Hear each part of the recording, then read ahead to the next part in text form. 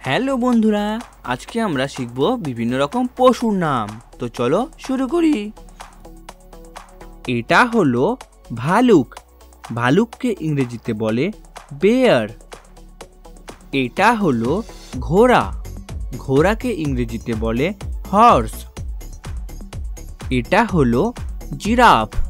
জিরাফকে ইংরেজিতে বলে জিরাফ। এটা হলো ভেড়া। ভেড়াকে ইংরেজিতে বলে শিপ। এটা হলো কোয়ালা ভালুক। কোয়ালা ভালুককে ইংরেজিতে বলে কোয়ালা বেয়ার। এটা হলো ছাগল। ছাগলকে ইংরেজিতে বলে গোট। এটা হলো বাঘ। বাঘকে ইংরেজিতে বলে টাইগার। এটা হলো হাতি। হাতিকে ইংরেজিতে বলে এলিফ্যান্ট। এটা হলো সিংহ। সিংহকে ইংরেজিতে বলে লায়ন।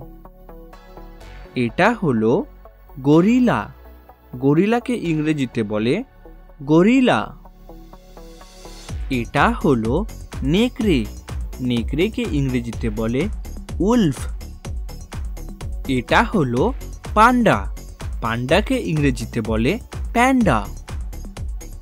এটা হলো চমড়ি গাই। চমড়ি গাইকে ইংরেজিতে বলে ইয়াক। এটা হলো হরিণ।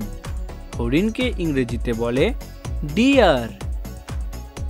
এটা হলো গাধা। গাধাকে ইংরেজিতে বলে ডঙ্কি।